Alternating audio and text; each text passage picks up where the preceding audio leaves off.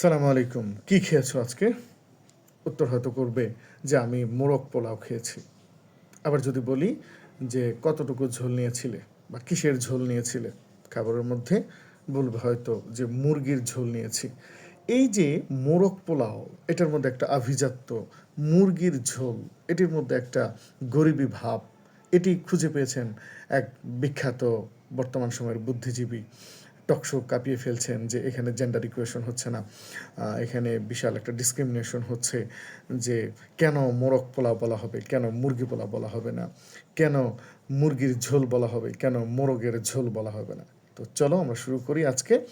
আজকে যেটি নিয়ে কথা বলবো সেটি হচ্ছে ভদ্রমহিলার আর যে দাবি সেটির ইংরেজি আসলে কী হতে পারে। তো প্রথমত তিনি যে দাবিটি করেছেন সেটি হচ্ছে যে মোরগ পোলাও না, নাম হোক মুরগি পোলাও।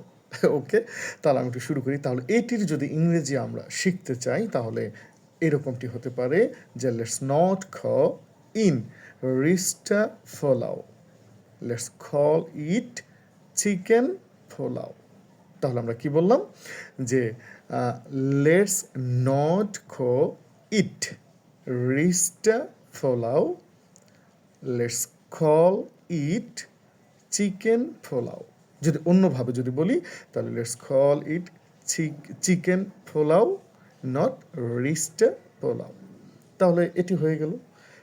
যদি তার আরও একটি যে বাক্য রয়েছে সেটি যদি আমরা ইংরেজিতে যদি কনভার্ট করি তাহলে সেটা কী দাঁড়ায়? তিনি বলেছিলেন যে মুরগির ঝোল না, এটির মাধ্যমে মুরগিকে আসলে অবমাননা করা হয়েছে, এবং মুরগি একটি নারী বলে তাকে অনেক হেয় করা হয়েছে, ছোটো ছোটো মনে হয়। তাহলে মুরগির ঝোল না, মোরগের ঝোল। ওকে, তাহলে মুরগির ঝোল না, নাম হোক মোরগের ঝোল।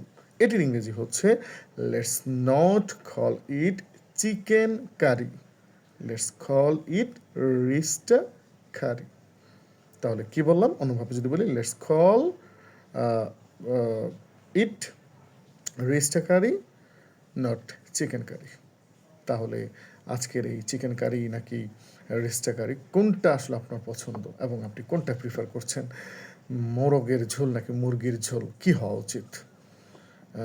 মোরগ পোলাও নাকি মুরগির পোলাও, কি হওয়া উচিত? কমেন্টস বক্সে লিখুন, সাথেই থাকুন এবং দেখতে থাকুন।